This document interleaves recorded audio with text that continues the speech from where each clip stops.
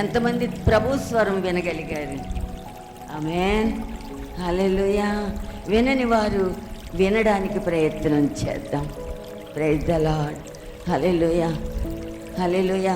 స్త్రీలు చాలా ఓపిక గలవారు, చాలా భారము మోసేవారు, కష్టాలు సహించేవారు. దేవుడు అట్టి కృప స్త్రీలకు ఇచ్చాడండి. దేవునికి స్తోత్రం, హల్లెలూయా. అందుకే జ్ఞానం గల స్త్రీ ఇల్లు కట్టుకుంటుందంట. దేవునికి మహిమ కలుగునుగాక, హల్లెలూయా.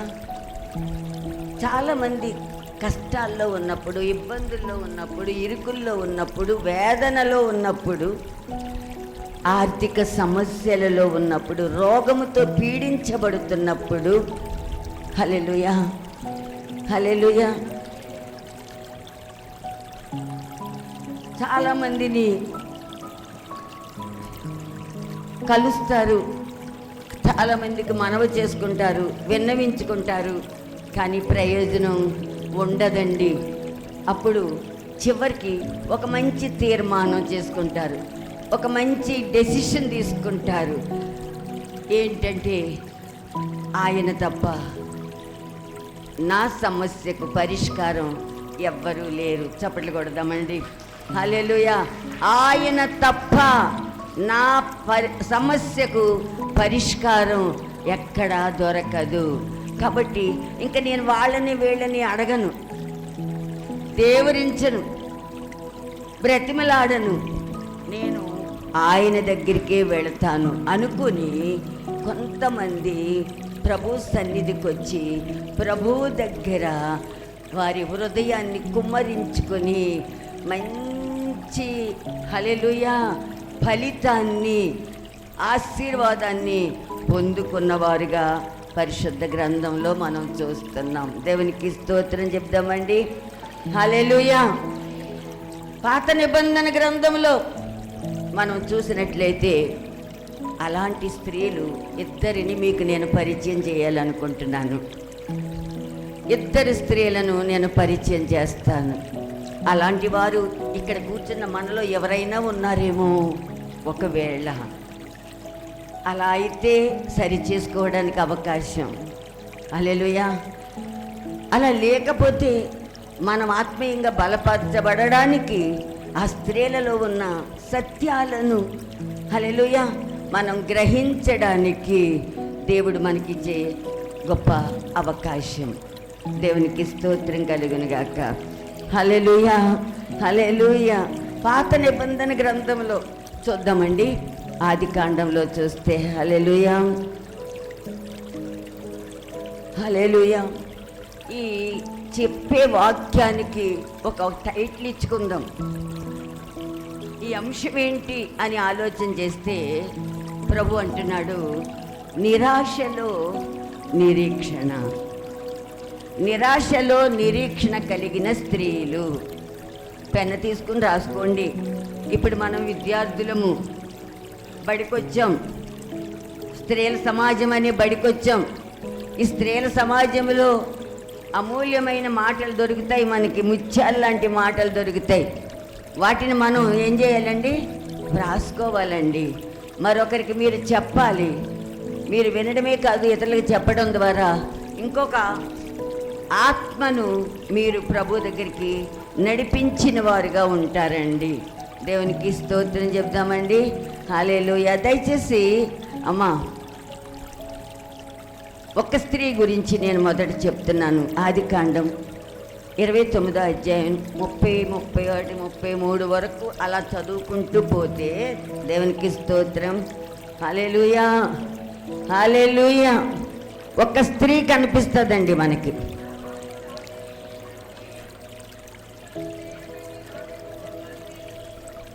ఒక్క నిమిషం అండి సిస్టర్ గారు, ఏం చదువుతున్నారు మీరు? నేను రిఫరెన్స్ చెప్పలేదే. ఏం చదువుతున్నారు? 29 నుంచి 30వ అధ్యాయం, 31వ అధ్యాయం, 33 అధ్యాయాలు అన్నాను నేను. హల్లెలూయా. అందుకే కొంచెం శ్రద్ధగా వినాలి అని మీ అందరికీ నేను మనవి చేస్తా ఉన్నాను. దేవునికి మహిమ కలుగునుగాక. హల్లెలూయా, హల్లెలూయా. చూద్దామండి. నిరాశలో నిరీక్షణ కలిగి ఉండాలి అని ప్రభు మనల్ని హెచ్చరిస్తున్నాడు. చాలామందికి నిరాశ కలిగినప్పుడు, కష్టాలు వచ్చినప్పుడు, కృంగిపోయినప్పుడు, పడిపోయినప్పుడు, ఇంక అయిపోయింది నా పని, నా వల్ల ఏమీ కాదు, నేనేం చేయలేను, నేను అందరినీ వదిలేస్తాను, నన్ను కూడా అందరూ వదిలేస్తారు, ఇంకా నాకు మిగిలింది ఏంటంటే ఆత్మహత్య, ఏడవటం తప్ప మరేమీ లేదు అనుకుని దేవుని బిడ్డారా వారి జీవితాలను అంతమొందించుకునే పరిస్థితులు కూడా ఉంటాయండి. దేవునికి స్తోత్రం.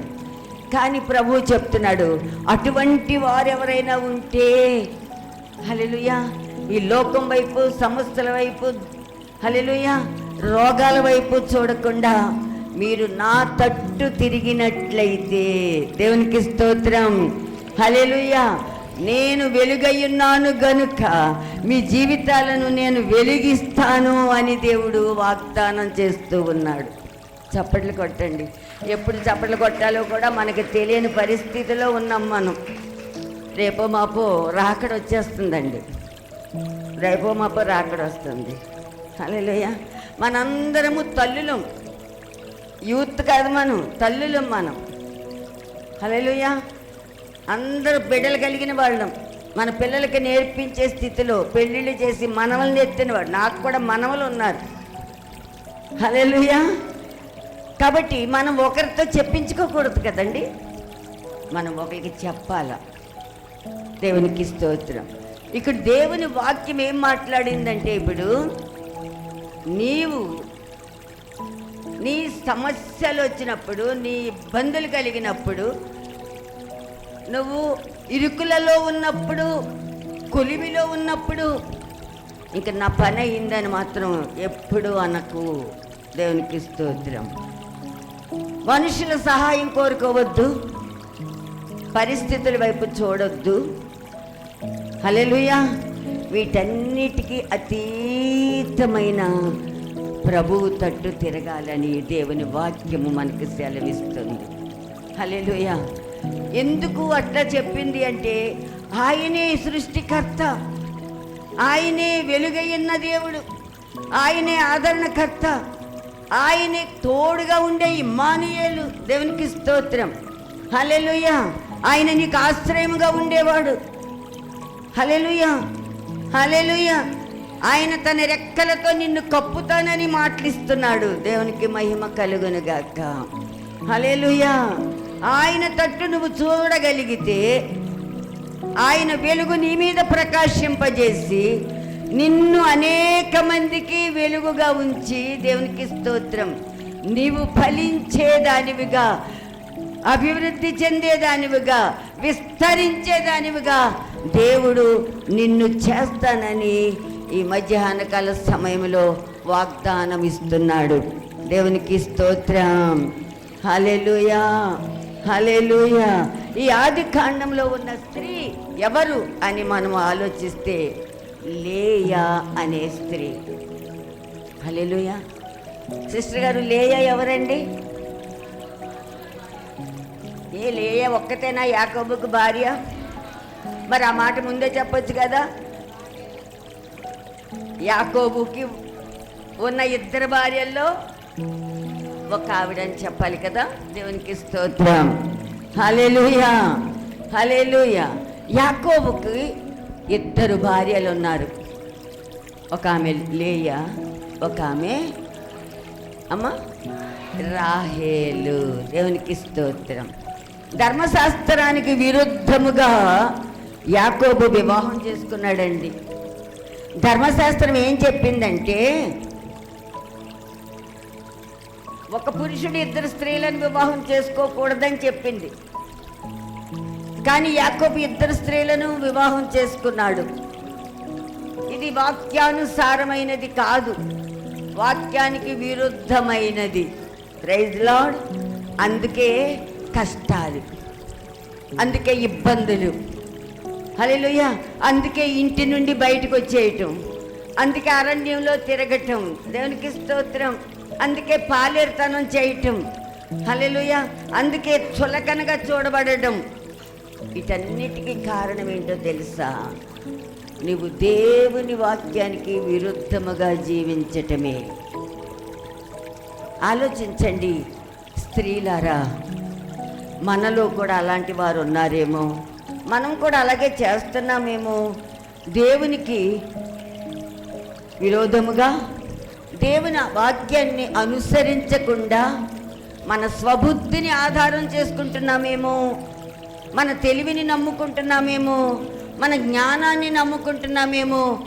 మన చిత్తం చొప్పున మనం వెళుతున్నావాలంటే బీ సైలెంట్.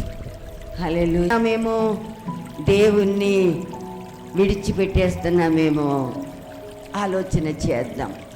ఒకవేళ అలా జరిగితే గనక దేవునికి స్తోత్రం. ఇక్కడ ఆదికాండంలో చూపించిన లేయ జీవితం ఎలాగ కన్నీటి పర్యంతం అయిపోయిందో మన జీవితాలు కూడా అలాగే అయిపోతాయండి. దేవునికి స్తోత్రం. హల్లెలూయా, హల్లెలూయా. పాపం లేయలో తప్పేమీ లేదు. ఆమె తండ్రి ఆమె జీవితాన్ని ఏం చేశాడంటే మార్చేశాడు. తండ్రి మాట చొప్పున లేయ యాకోబుని వివాహం ఆడింది. దేవునికి మహిమ కలుగునుగాక. హల్లెలూయా, హల్లెలూయా. దేవుని బిడ్డలారా, లేయ అనే మాటకు అర్థం ఏంటంటే చెప్తారు ఎవరన్నా? జింక అని అర్థం అండి. జింక అని అర్థం లేయకి. ఈమె బైబిల్లో రాయబడి ఉందండి 29:17 కమర్సు. ఆమె జబ్బు కళ్ళు గలది అని రాయబడింది. అంటే ఆమె కళ్ళు ఎప్పుడు పుసులు పట్టి ఎర్రగా నీళ్లు కారుతూ ఉంటే ఎవరైనా చూసి సంతోషిస్తారా? ఆమెను దగ్గరికి చేర్చుకుంటారా? ప్రేమతో మాట్లాడతారా? మాట్లాడం. ఎందుకంటే మనం లోకస్తులం కాబట్టి. దేవునికి స్తోత్రం. అదే ఆత్మ సంబంధమైన బిడ్డలైతే, దేవుని ప్రేమ కలిగిన వారైతే, దేవుణ్ణి సేవిస్తున్న వారైతే, దేవుని యందు విశ్వాసం ఉంచి ఆయన రక్తంలో కడగబడి రక్షణ పొందిన వారైతే, హల్లెలూయా, అలాంటి దేన స్థితిలో ఉన్న వారిని ఏం చేస్తారంటే చేర్చుకుంటారండి. హల్లెలూయా. దేవుని వాక్యం ఏం చెప్తుందో తెలుసా? దీనుల ఎడల ఆయన కృపచూపువాడుగా ఉన్నాడంట. దేవునికి స్తోత్రం. ఇక్కడ లేయ దేన స్థితిలో ఉంది, అందవిహీనంగా ఉంది. కళ్ళన్నీనేమో ఎప్పుడు పుసులు కట్టుంటాయి. తండ్రి వివాహం చేయాలని ఎంతో ఆశపడ్డాడు, ఎవ్వరూ చేసుకోవడానికి ఇష్టపడలేదు. అందుచేత మోసం చేసి యాకోబుకు తన కుమార్తెను వివాహం చేశాడు. దేవునికి స్తోత్రం. అసలు న్యాయంగా ఎవరిని చేసుకోవాలి? యాకోబు రాహేలును చేసుకోవాలి. యాకోబు రాహేలును చూసిన వెంటనే ఆమె ఎడల ఇష్టత కలిగిన వాడుగా ఉన్నాడంట. ప్రేమించాడు, ఇష్టపడ్డాడు, మోహించాడు. ఇలా ఎన్నన్నా చెప్పుకోవచ్చు. ఎందుకంటే రాహేలు అందమైనది, ఆమె రూపసి. దేవునికి స్తోత్రం. హల్లెలూయా. అందుచేత యాకోబు రాహేలుని ప్రేమించగలిగాడు, మరి లేయాను అసహించుకున్నాడు. Praise lord. హల్లెలూయా. రాహేలు పట్ల అంటండి యాకోబుకి చాలా ప్రేమ ఉందంట, చాలా శ్రద్ధ ఉందంట. దేవునికి స్తోత్రం. హల్లెలూయా. ఆమంటే ఎంతో ముద్దంట యాకోబుకి. యాకోబు ఇష్టపడిన రాహేలు లాబానుకు చిన్న కుమార్తె, పెద్ద కుమార్తె లేయా. దేవునికి స్తోత్రం. హల్లెలూయా. ఆమె కొంచెం అందవిహీనంగా ఉండడం వలన యాకోబు ఆమెను విసర్జించాడు అని బైబిల్ చెప్తుంది. ఏం చేశాడండి? విసర్జించాడంట. వివాహం చేసుకున్న తర్వాత కూడా విసర్జిస్తే అది వాక్యానుసారం అవుతుందా? కాదు కదండి. హల్లెలూయా. ఎట్లా ఉన్నా సరే భార్యను ప్రేమించాలి, భార్యతో కాపురం చెయ్యాలి, ఆమెను చేరదీసుకోవాలి, ఆమె ఇష్టాలు తీర్చాలి, ఆమెకు సహకరించాలి అని వాక్యం సెలవిస్తుంటే యాకోబు ఏం చేశాడు? లేయాను విసర్జించాడు. దేవునికి స్తోత్రం. లేయాను ఎప్పుడు యాకోబు ఆశించలేదంట, ఆమెను ఎప్పుడు దూరంగానే ఉంచాడంట. దేవునికి స్తోత్రం. హల్లెలూయా. లేయా యాకోబు ప్రేమను కోల్పోయింది, కనికరాన్ని కోల్పోయింది. ఒక విధంగా చెప్పాలంటే లేయా చాలా దీన స్థితిలో ఉంది. దేవునికి స్తోత్రం. హల్లెలూయా. తన తండ్రి చేసిన కుట్ర మోసం వలన ఆమె జీవితము ఒక రకంగా పాడైపోయిందని చెప్పాలి, నష్టపోయిందని చెప్పాలి. Praise lord. అమ్మ, మీరందరూ ఇక్కడే ఉన్నారా? అందరు ఇక్కడే ఉన్నారా? దయచేసి అయ్యగారు నాకు 30 నిమిషాలు టైం ఇచ్చారంట. ఈ సబ్జెక్ట్ చెప్పాలంటే లేయా గురించి, రెండవ స్త్రీ హన్నా గురించి చెప్పాలంటే నాకు 3 గంటలు కావాలండి. ఆయన ఇవ్వను లేరు, మీరు ఉండను లేరు. దేవునికి స్తోత్రం. హల్లెలూయా. మనం ఏంటంటే ప్రతి సంవత్సరం స్త్రీల సమాజం వారు చేరారా లేదా, పోటీలు పట్టారా లేదా, గిఫ్టులు వచ్చినాయా లేదా, ఇదే తప్ప సంవత్సరానికి ఒక్కసారైనా పరిశుద్ధ గ్రంథంలో కొన్ని సత్యాలను మనం తెలుసుకోవాలనే ఆశ స్త్రీలమైన మనలో లేదు అని చెప్పడానికి నేను భయపడటం లేదండి. మీరు నన్ను కొడతారని కూడా నేను భయపడను. దేవునికి స్తోత్రం. హల్లెలూయా, హల్లెలూయా. 7 సంవత్సరాలు రాహేలు కొరకు యాకోబు దాస్యం చేశాడు. తీరబోతే లేయానిచ్చి పెళ్లి చేశారు. నేను మోసపోయానని మామగారితో అన్నాడు. ఆయన ఏం చెప్పాడు తెలుసండి? చాలా ధైర్యంగా, ఎవరైనా పెద్ద కుమార్తెకు చేయకుండా చిన్న కుమార్తెకు చేస్తారా అని తప్పించుకున్నాడు. దేవునికి స్తోత్రం. నీకు రాహేలు కావాలంటే మరలా నాకు దాస్యం చేయమన్నాడు. మరొక 7 సంవత్సరాలు యాకోబు దాస్యం చేశాడు. అంటే బాల్యతనం చేశాడు అన్నమాట. దేనికండి బాల్యతనం చేశాడు? ఒక స్త్రీ కొరకు, ఒక స్త్రీని ప్రేమించి ఆ స్త్రీని పొందుకోవడానికి మరొక 7 సంవత్సరాలు, అంటే టోటల్గా 14 సంవత్సరాలు యాకోబు లాబాను దగ్గర పని చేయటం జరిగింది. దేవునికి మహిమ కలుగునుగాక. హల్లెలూయా, హల్లెలూయా. దేవుని బిడ్డలారా, ఒక లేయా వివాహం అయ్యింది. లేయాను యాకోబు ప్రేమించలేదు, ఆమెను ఆదరించలేదు, ఆమెను కౌగిలించుకోలేదు, ఆమెను దూరంగా నెట్టాడు. ఇలా 10 దినాలకే మరలా రాహేలు యాకోబు జీవితంలో ప్రవేశించింది. దేవునికి స్తోత్రం. మనం లోకంలో చూస్తున్నాం, ఇద్దరు ఒక భర్తకు భార్యలుగా ఉంటే ఎన్ని గొడవలు, ఎన్ని తంటాలు, ఒకరినొకరు కొట్టుకోవటం, చాడీలు చెప్పుకోవటం, పోట్లాడుకోవటం. వీళ్ళిద్దరి మధ్య ఆ పురుషుడు ఎంతగా నలిగిపోతాడో, మతి లేనోళ్ళలాగా ఇల్లు వదిలిపెట్టి ఆ బారుకి అంకితం అయిపోతాడో ఆలోచన చేద్దాం. దేవునికి స్తోత్రం కలుగునుగాక. హల్లెలూయా. అదృష్టం కొద్దీ అప్పుడు బారులు లేవేమో. యాకోబు గారు బారులోకి వెళ్ళలేదు. Praise lord. ఎవరెలా పోతే నాకెందుకులే, రాహేలు నా భార్య అయ్యింది అంతే చాలు అనుకున్నాడు యాకోబు. దేవునికి స్తోత్రం. హల్లెలూయా. లేయా బాధలు ఆయనకు పట్టవు. ఆవిడ ఏడుస్తుంటే ఆయన ఊరుకోబెట్టడు, ఓరడించడు, ఆదరించడు. ఏం చెయ్యాలి చెప్పండి లేయా? మీరైతే ఏం చేస్తారు అలాంటి సమయంలో? ఏం చేస్తారు? ఒక స్త్రీగా నేను చెప్పనా?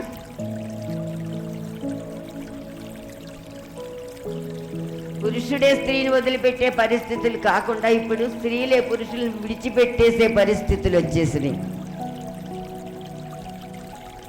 లేయా అలా చేసి ఉండాలి, కానీ ఆమెకు దేవుడంటే భయం, తండ్రి అంటే భయం, దేవుని మాటలంటే భయం.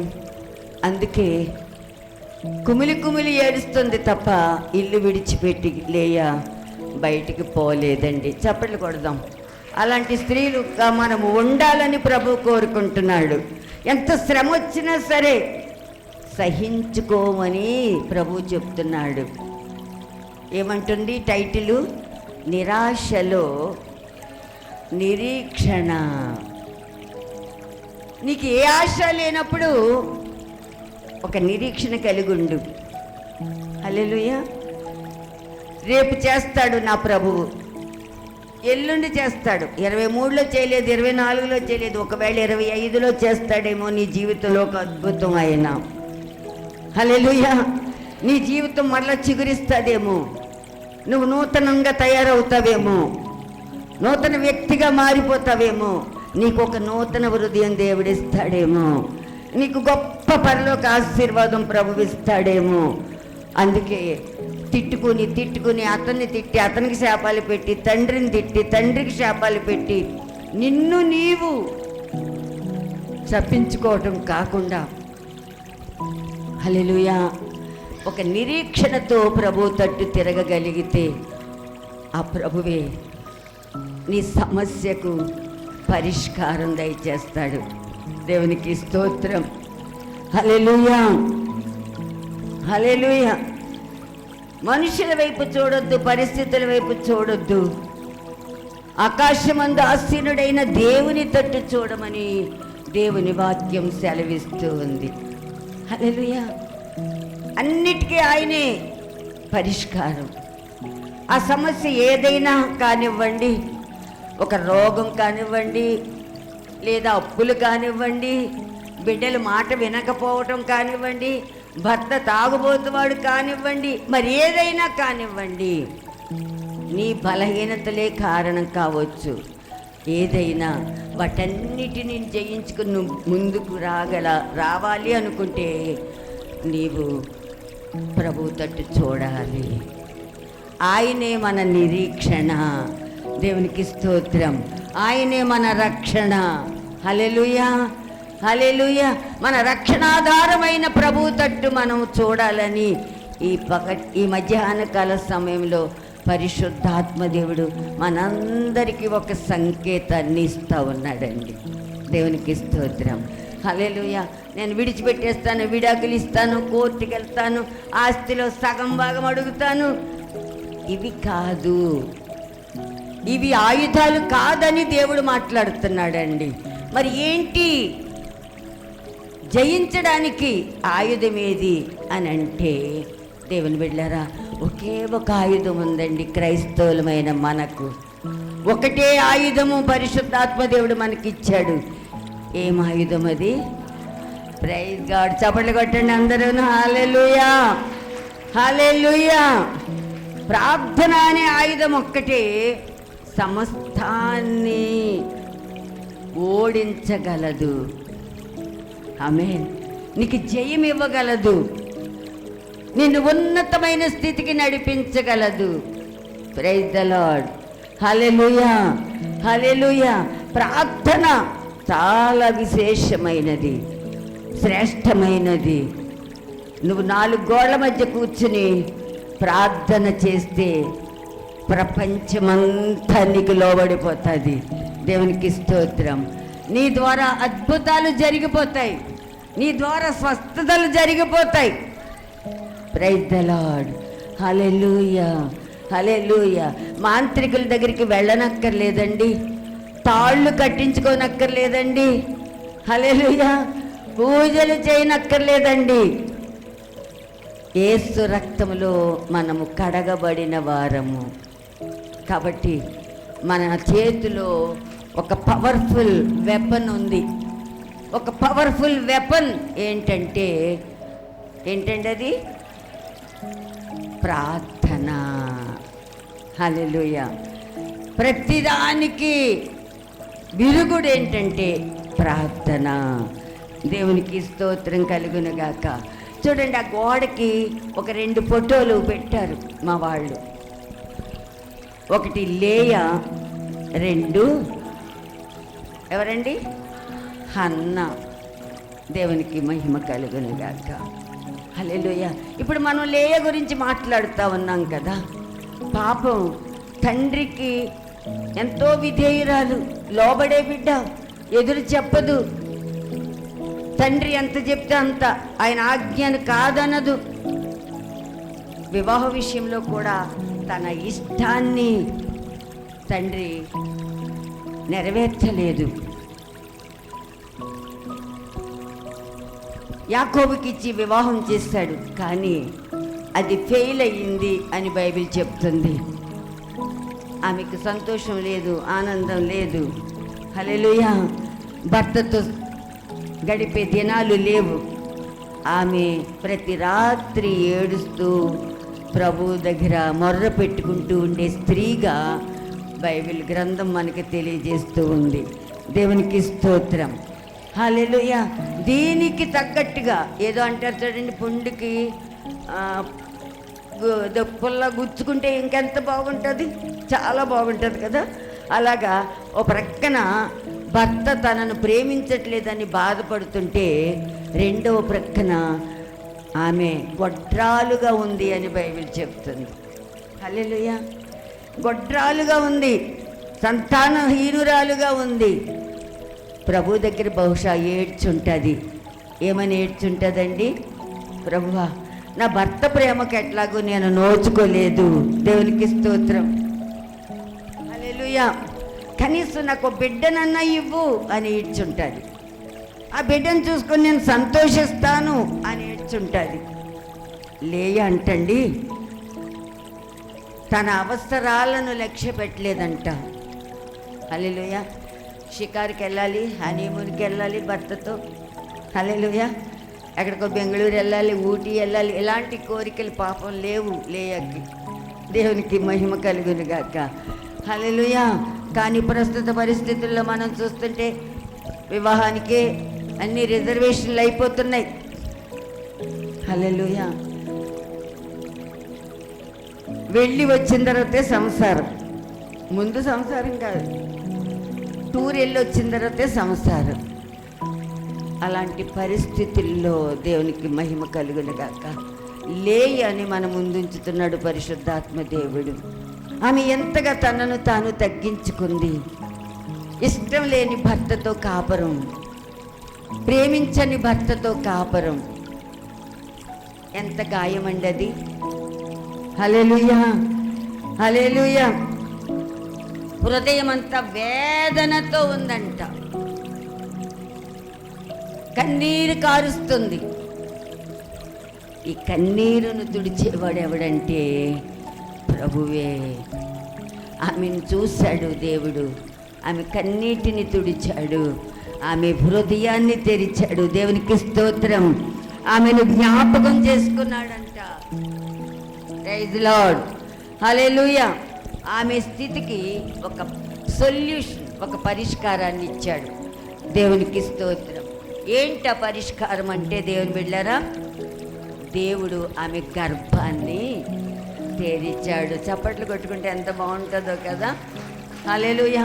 ఆ లేయాని మనం చూడలేదు, కానీ ఆ లేయాని గురించి మనం వింటున్నాం.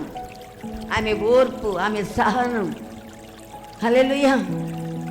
దేవుని ఎడల భయము, భక్తి, దేవుణ్ణి దూషించకపోవటం, పెద్దలను దూషించకపోవటం.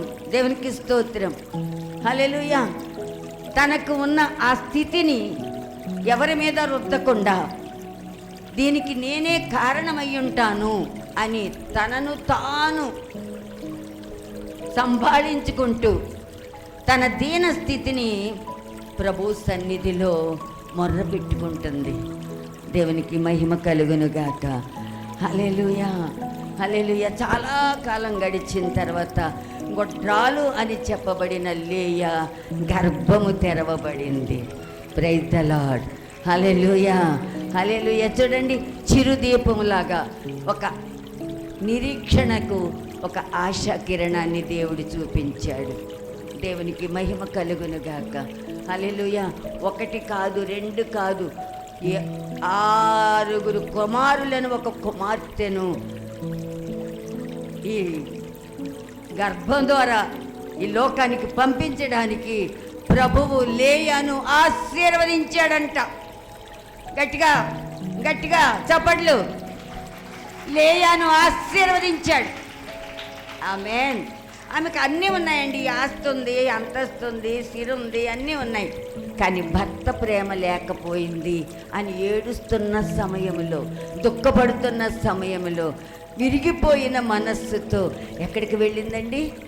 ఎక్కడికి వెళ్ళింది? విరిగిపోయిన మనస్సుతో ప్రభువు సన్నిధికి వచ్చింది. కీర్తనకారుడు అంటున్నాడు కదా, విరిగి నలిగిన హృదయంతో నా దగ్గరికి రండి, విరిగిన మనస్సే నాకు ఇష్టమైన బలి అంటున్నాడు.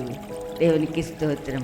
అలాంటి బలి మనం ఎప్పుడన్నా ఆయనకి చెల్లించామా? విరిగి నలిగిన బలి, విరిగి నలిగిన మనస్సు, విరిగి నలిగిన హృదయంతో ప్రభువుని ఎప్పుడన్నా దర్శించామా? ఆయన సన్నిధులు మొర్ర పెట్టుకున్నామా? నిజముగా మొరపెట్టేవారికి అంటండి ఆయన సమీపముగా ఉంటాడంట. దేవునికి స్తోత్రం. అంటే అందరికీ సమీపంగా ఉండడు అన్నమాట. ఎవరికి సమీపంగా ఉంటాడు? Praise the lord. హల్లెలూయా. నిజముగా అంటే పూర్ణ మనస్సుతో, పూర్ణ హృదయంతో, పూర్ణ బలముతో, పూర్ణ శక్తితో, పూర్ణ ఆత్మతో. దేవునికి స్తోత్రం కలుగునుగాక. హల్లెలూయా, హల్లెలూయా. నీ హృదయాన్ని విప్పి దేవునికి మహిమ కలుగునుగాక.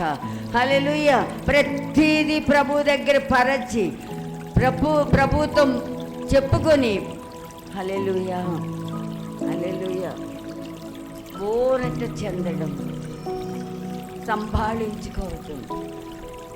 దేవునికి స్తోత్రం. అలా లేయ చేసి తన గర్భం తెరిచినటువంటి ఆ దేవునికి స్తుతి చేస్తూ ఉందంటండి. దేవునికి స్తోత్రం. హల్లెలూయా, హల్లెలూయా. దేవునికి మహిమ కలుగునుగాక. దేవుని బిడ్డలారా, సంతానము లేక సంతాన సాఫల్యం అనే డాక్టర్స్ దగ్గరికి వెళ్తున్నారు చాలామంది స్త్రీలు. లక్షలు ఖర్చు పెట్టుకుంటున్నారు. అయ్యో నా కడుపు పండటం లేదు, నాకు ఒక నలుసన్న పుట్టడం లేదు, అందరూ నన్ను గొడ్రాలు అంటున్నారు, నేను ఎదురెళ్తే అందరూ నన్ను తిడుతున్నారు, అసహించుకుంటున్నారు అని కన్నీరు కార్చే స్త్రీలు ఎంతోమంది లోకంలో ఉన్నారండి. హల్లెలూయా. అదే స్థితిలో ఉన్న లేయాను ఆదరించి, నిలబెట్టి, స్థిరపరిచి, ధైర్యపరిచి ఒక గొప్ప సాక్షిగా చేసిన దేవుడు మన జీవితాల్లో కూడా చేయడానికి ఆయన ఇష్టపడుతూ ఉన్నాడండి. దేవునికి మహిమ కలుగునుగాక. హల్లెలూయా. లేయావలే ఎవరైతే మనుషుల మీద ఆధారపడకుండా, పరిస్థితుల మీద ఆధారపడకుండా, జ్ఞానం మీద ఆధారపడకుండా, వారికి ఉన్న ధనం మీద ఆధారపడకుండా ప్రభు దగ్గరికి వెళ్ళి మనసు విప్పి మాట్లాడుతారో వారు తప్పకుండా దేవుని ఆశీర్వాదాలు పొందుకుంటారు. అందరూ ఆమేన్ చెప్తే మీ జీవితాల్లో కూడా ఆమేన్ అవుతుంది. దేవునికి స్తోత్రం. హల్లెలూయా. మనం అడిగింది దేవుడు చేస్తాడని నమ్మాలి. విశ్వాసం లేకుండా అడిగితే కార్యం జరగదు. హెబ్రీయులకు రాసిన పత్రికలు ఏముందండి?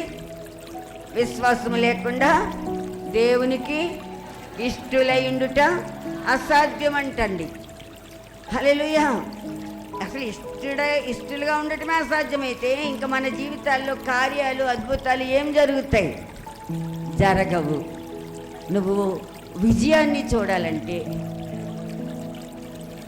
విజయవంతమైన క్రైస్తవ జీవితం జీవించాలనుకుంటే స్త్రీలు దేవుని యందు నమ్మకము కలిగి ఉండాలి, విశ్వాసము కలిగి ఉండాలి, ఆయన వాక్యాన్ని ధ్యానిస్తూ ఉండాలి, నిత్యము ప్రార్థిస్తూ ఉండాలి. అంతటితో సరిపోదు, వాక్యానుసారముగా మనం నడుచుకోవాలి. ద్వితీయోపదేశకాండం మరి 28వ అధ్యాయంలో చెప్పినట్టు నీకు ఆశీర్వాదాలన్నీ కావాలంటే ఏం చేయాలి చెప్పండి? ఎస్, రెండేనండి. నా మాట శ్రద్ధగా విని ఆలకించి దేవునికి మహిమ కలుగునుగాక. ఇన్ని ఉంటే మనం ఆదివారం ఆరాధనకి వెళ్తే సరిపోతుంది, అన్నీ వచ్చేస్తాయి అనుకుంటాం. ఆమేన్. ఆదివారం ఆరాధనకి వెళ్తే చాలు, గొప్ప ఆశీర్వాదాలు పరలోకం నుంచి కుమ్మరించేస్తాడు అనుకుంటాం. కాదు కాదు, మొదట ఆయన మాట ఆలకించాలండి, నడుచుకోవాలండి. ఆ తర్వాత అండి అప్పుడండి భూమి మీద ఉన్న ఆశీర్వాదాలన్నీ కూడా మనకు అనుగ్రహింపబడతాయి. ప్రైజ్ లార్డ్, హల్లెలూయా. నేను ఒక మాట చెప్పనా, మీలో చాలామంది సేవకులు ఉన్నారు, స్త్రీల్లో సువార్తికులు ఉన్నారు, అంటే ఇవాంజలిస్టులు ఉన్నారు, బైబిల్ ఉమెన్స్ ఉన్నారు. దేవునికి స్తోత్రం, హల్లెలూయా. మిమ్మల్ని చూసి మన ప్రభువుని మహిమపరిచేటట్లుగా మన జీవితాలు సాక్ష్యంగా ఉండాలి. మన జీవితాలు సాక్ష్యంగా ఉండాలంటే అన్యులు మనల్ని చూసి మన ప్రభువుని మహిమపరిచేవారిగా మనం ఉండాలి. గట్టిగా చేతుల పైకెత్తి చెబుదామండి, హల్లెలూయా, హల్లెలూయా. మనల్ని చూసి మన దేవుడు మహిమ పొందాలి. అంటే మనం పట్టు చీర కట్టుకున్నామా, నెక్లెస్ పెట్టుకున్నామా, వడ్డాణం పెట్టుకున్నామా, అవి చూసి దేవుడు మహిమ పొందడం కాదు. నీ అంతరంగం ఎలా ఉంది, నీ ఆలోచనలు ఎలా ఉన్నాయి, నీ తలంపులు ఎలా ఉన్నాయి, నీ వస్త్ర అలంకారం ఎలా ఉంది, ఇవన్నీ చూసి అన్యులు ఏమంటారంటే వీరు ప్రభు అయిన యేసుక్రీస్తు బిడ్డలు అంటారు. చప్పట్లు కొట్టండి, హల్లెలూయా. వీరు యేసయ్య కుటుంబంలో ఉన్నవారు, వీరు యేసయ్య కుటుంబీకులు. దేవునికి స్తోత్రం, హల్లెలూయా. యేసు అంటున్నాడు, నేను మిమ్మల్ని ప్రేమించినట్టుగా మీరు ఒకరినొకరు పొరుగు వారిని ప్రేమించమంటున్నాడు. దేవునికి స్తోత్రం, హల్లెలూయా, హల్లెలూయా. ఇప్పుడు నేను మీ ఊరు వచ్చానండి, అయ్యగారు రమ్మన్నారు, అయ్యగారులు అందరూ వచ్చి ఆహ్వానించారు, అయ్యగారు రమ్మన్నారు, మీ ఊరు వచ్చాను. ఇప్పుడు నేను మా ఊరు వెళ్ళిపోతాను. ఇప్పుడు ఇక్కడికి మీరు పిలిస్తే ఎలాగొచ్చాను, నన్ను అనేక స్థలాలకు పిలుస్తారు, అక్కడికి వెళ్తాను. అప్పుడు కాకినాడ రాయుడుపాలెం, ఇదేం చర్చ్ అండి? Loving hands community church. ఈ చర్చిలో ఉన్న సంఘ బిడ్డలు, స్త్రీలైన వారు ఎలా ఉన్నారు? నేను చెప్పకుండా ఉంటానా? చెప్పండి, నేను చెప్పకుండా ఉండలేను. హల్లెలూయా. మీరు దేవునికి ఎంత మంచి సాక్షులుగా ఉన్నారో, ఎంత విధేయత కలిగి ఉన్నారో, ఇతరులకు మాదిరిగా ఉన్నారో. చెప్పకపోతే తప్పు అవుతుంది కదండి. ఎస్, ఒకళ్ళని మంచి మార్గంలో నడిపించాలంటే ఇంకో చెడుని చూపించాలి, తప్పదు. హల్లెలూయా, హల్లెలూయా. ఇది మనము గ్రహించలేము, ఈ సత్యాన్ని మనం గ్రహించలేము, అసత్యాన్ని మనం అనుసరించలేము. హల్లెలూయా, హల్లెలూయా. ప్రియమైన క్రైస్తవ స్త్రీలారా, అనేక సంఘాల నుంచి వచ్చారు, ఇందాక నేను వింటున్నాను. చక్కగా మరి వాళ్ళు ఇచ్చిన టాపిక్ బాగా ప్రిపేర్ అయ్యి వచ్చారు. మీరు ప్రిపేర్ అవ్వకుండా ఆన్సర్ చెప్పలా, ప్రిపేర్ అయ్యి వచ్చారు, ఆన్సర్ చేశారు. నాది కరెక్ట్ అంటే నాది కరెక్ట్ అని దెబ్బలాటలు కూడా పెట్టారు. ఏమండి, కనీస మర్యాద. బయట నుంచి ఎవరన్నా వచ్చారు ఈ సంఘానికి, వాళ్ళు వింటారు. ఇక్కడి నుంచి ఉప్పందినట్టు అక్కడికి వెళ్ళిపోతుంది. ఈ హెల్పింగ్ హ్యాండ్స్ చర్చి వాళ్ళు ఇలా అంటే బాగోదు కదండి, బాగోదు కదా. దేవునికి స్తోత్రం, హల్లెలూయా. ప్రభు అందుకే అంటున్నాడు, దీన మనస్సు కలిగి ఉండండి. ఎవరు మాట్లాడరంటే మీకు ఆ దీన మనసు వద్దా? దీన మనస్సు ఉంటేనే తప్ప ప్రభువుని సమీపించలేరండి మీరు. ఆయన దీనుడై ఆ శిలువ మీద వేలాడాడు మన కోసం. రిక్తుడై ఆ శిలువ మీద వేలాడాడు మన కోసం. తన రక్తం ఇచ్చాడు మన పాపాల కొరకు, తన ప్రాణం ఇచ్చాడు మన పాపాల కొరకు. అన్ని కంఠస్థం చేస్తున్నాం, ఎందుకంటే ఎప్పుడు నుంచో చర్చికి వచ్చేస్తున్నాం, మళ్ళీ ఇంటంతా ఆచరిస్తున్నాం. నిద్రలో లేపినా ఇవే చెప్తాం మనం. కానీ మచ్చుకైనా మన జీవితాల్లో వాటిని మనం చూపించలేకపోతున్నాము అనే విషయాన్ని మనస్సాక్షిగా మనం ఆలోచించాలని పరిశుద్ధాత్మ దేవుడు మాట్లాడుతూ ఉన్నాడు. దేవునికి స్తోత్రం, హల్లెలూయా. ఒకటి ఆలోచిద్దామండి. లేయ అంతగా ఏడ్చి కుమిలిపోయి అన్నం తినకుండా బెంగ పెట్టుకుని చచ్చే స్థితికి వచ్చే వరకు దేవుడు ఎందుకు మౌనంగా ఉన్నాడు? ఆమెలో ఏ తప్పు లేదే. తండ్రి బలవంతంగా చేశాడు. తండ్రి చేసిన మోసానికి ఆమె బలి అయిపోయింది. భర్త ప్రేమించిన వాడైపోయాడు, ఆదరించిన వాడైపోయాడు. ఇదంతా చూస్తూ ప్రభు ఎందుకు జాప్యం చేశాడు, ఎందుకు ఆలస్యం చేశాడు? వెంటనే లేయాకి హల్లెలూయా ఏదో ఒక మార్గం చూపించాలి కదా. ఎందుకండి లేట్ చేశాడు? ఎందుకు ఆలస్యం చేశాడు? ఆలోచించారా ఎప్పుడైనా? ఆమె మంచిది, ఆమె భక్తి గలది, మంచి కుటుంబంలో పుట్టింది.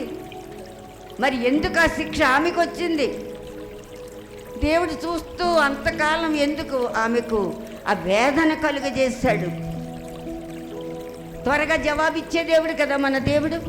అడిగిందంతా ఇచ్చేస్తాడంట, అడగక ముందే ఇచ్చేస్తాడంట, అడిగిన దానికంటే ఎక్కువ ఇచ్చేస్తాడంట.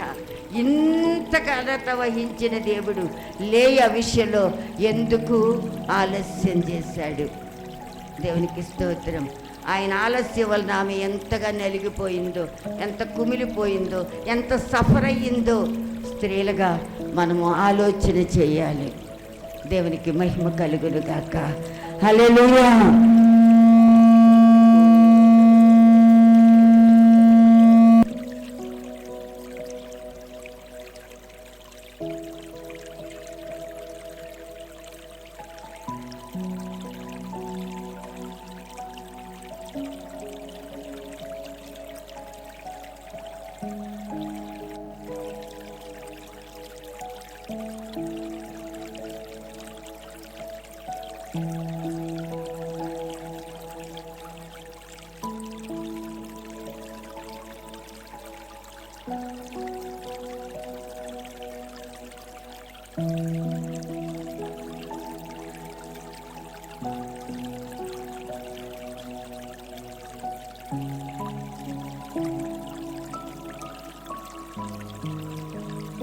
హల్లెలూయా. Thank you. దేవుడు లేయ పట్ల ఆలస్యం చేయడానికి కారణం ఏంటి? దేవుడు అబ్రహాము సారాల పట్ల ఆలస్యం చేయడానికి కారణం ఏంటి? హల్లెలూయా, హల్లెలూయా. దేవుడు లాజరు చనిపోయిన 4 దినాల తర్వాత రావడానికి కారణం ఏంటి? హల్లెలూయా, హల్లెలూయా. చేతకాక, చెయ్యలేక, ఆదరించలేక, ఆ బరువు మొయ్యలేక కాదండి. దేవునికి స్తోత్రం, హల్లెలూయా. ఆయన మహిమ కొరకు చప్పట్లు కొడదామండి. హల్లెలూయా. ఆయన మహిమ కొరకు, ఆయన మహిమ కొరకు ఆలస్యం చేస్తూ ఉంటాడంట. దేవునికి స్తోత్రం చెప్దామండి. ఒకవేళ మనలో ఇంకా మారు మనసు లేక, బాప్తిజం తీసుకోలేక, రక్షణ లేక ఎవరైతే దేవునికి దూరంగా ఉన్నారో వారిని టార్గెట్ చేసి పరిశుద్ధాత్మ దేవుడు చెప్తా ఉన్నాడు, ఇంకెంతకాలం మీరు నాకు దూరంగా ఉంటారు, ఇంకెంతకాలం చీకటి బ్రతుకుతారు ప్రశ్న వేస్తున్నాడు. దేవునికి స్తోత్రం. హల్లెలూయా. దేవుని బిడ్డలారా, ప్రభువుని ఎరిగిన బిడ్డలంగా, రక్షణ పొందిన బిడ్డలంగా, హల్లెలూయా, ప్రభువు శక్తి తెలుసుకున్న వారంగా, ఆయన ప్రేమను పొందుకున్న వారిగా మనం ఆలోచన చేద్దామండి. లేయా జీవితంలో ఆలస్యం ఎందుకు జరిగింది అని ఆలోచిస్తే, దేవుని బిడ్డలారా, హల్లెలూయా, ఆమెకి ఒక నిరీక్షణ దేవుడు అనుగ్రహించాడు. ఆ నిరీక్షణకు తగిన ప్రతిఫలాన్ని దేవుడు లేయాకు అనుగ్రహించాడు. దేవునికి స్తోత్రం.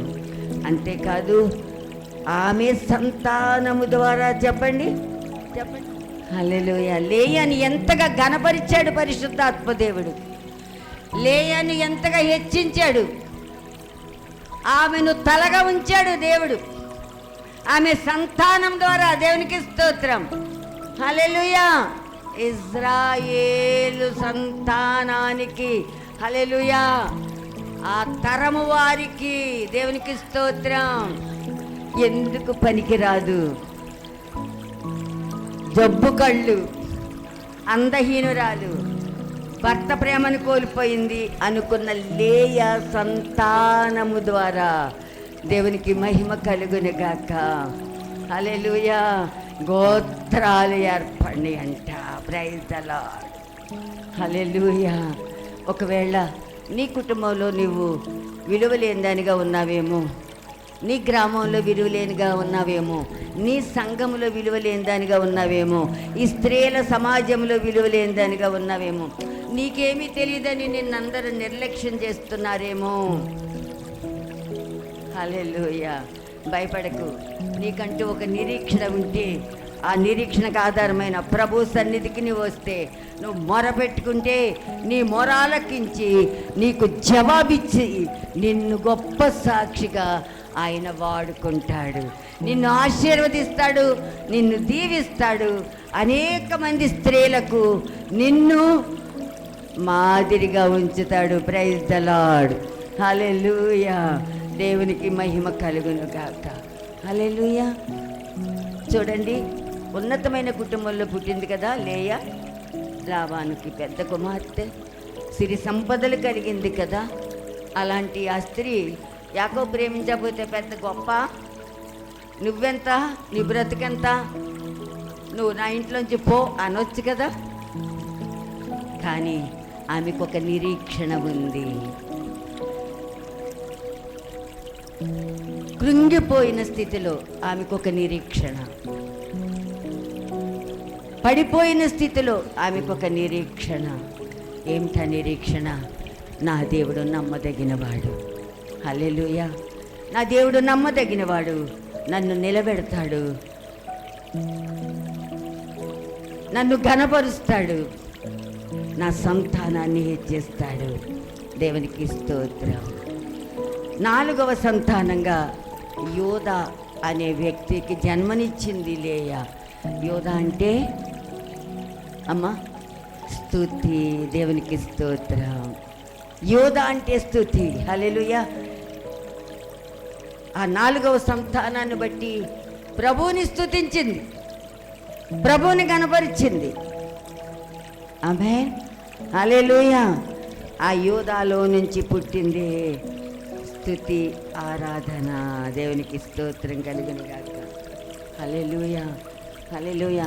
ఆ స్తుతి ఎవరు చేస్తారో, ఆ ఆరాధన ఎవరు చేస్తారో, ఆయనను ఎవరు ఘనపరుస్తారో, ఎవరు హెచ్చిస్తారో, ఎవరు కొనియాడుతారో, నిశ్చయముగా వారిని దేవుడు ఆశీర్వదించడమే కాదు, గొప్పగా వాడుకుంటాడు అని దేవుడు తన వాక్యం ద్వారా మనతో మాట్లాడుతూ ఉన్నాడు. అలాంటి కృప, దేవుని కృప ఈ స్త్రీల సమాజం వారికి అందరికీ దేవుడు అనుగ్రహించునుగాక. ఆమేన్. హల్లెలూయా. మాదిరికరమైన స్త్రీలుగా మీరు ఉండాలని ప్రభు కోరుకుంటున్నాడు. మీ భక్తి, మీ విశ్వాసం, మీ ప్రవర్తన, మీ మాట, మీ క్రియలు స్త్రీలకు మాదిరిగా ఉండాలి. మిమ్మల్ని చూసి అందరూ మిమ్మల్ని అనుసరించే వారిగా ఉండాలి. దేవునికి మహిమ కలుగునుగాక. హల్లెలూయా, హల్లెలూయా. ఇలాంటి కూడికల ద్వారా మనము అనేక సత్యాలను పరిశుద్ధ గ్రంథంలో నుంచి మనం నేర్చుకుంటాము. నేర్చుకునేవారిగా, నేర్పేవారిగా మీరందరూ ఉండాలని కూడా ప్రభు పేరట మిమ్మల్ని అందరినీ నేను కోరుకుంటున్నాను. దేవునికి స్తోత్రం.